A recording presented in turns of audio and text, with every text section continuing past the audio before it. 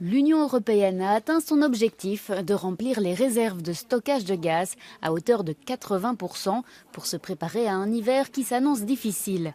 Mais cela ne sera pas suffisant. C'est pourquoi la présidente de la Commission européenne a brisé un tabou en annonçant une intervention d'urgence et une réforme structurelle du marché de l'énergie. Nous avons vu comment les prix du gaz ont été réduits de 30 ou 40%. Nous ne savons pas si c'est une coïncidence, mais cela n'en a pas l'air. Il y a une spéculation sur le marché du gaz que nous devrons analyser et la Commission européenne dispose des outils pour le faire.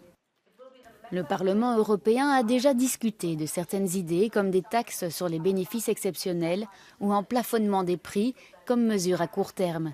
Mais l'une des principales réformes du marché pourrait être de découpler le prix du gaz de celui de l'électricité.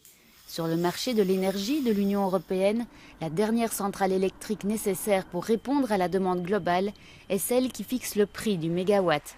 Et elle a tendance à être la plus chère. Pour la gauche, il faudrait plus de transparence dans la façon dont les prix sont fixés.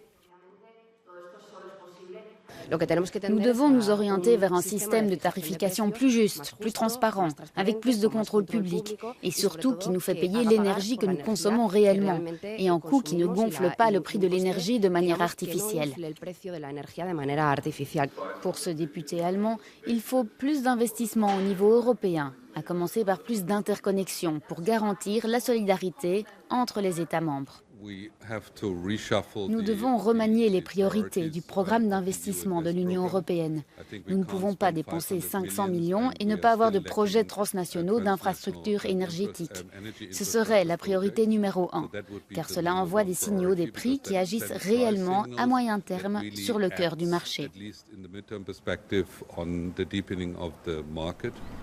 Les ministres européens de l'énergie tenteront de trouver une solution lors d'une réunion extraordinaire la semaine prochaine, avant l'arrivée du froid.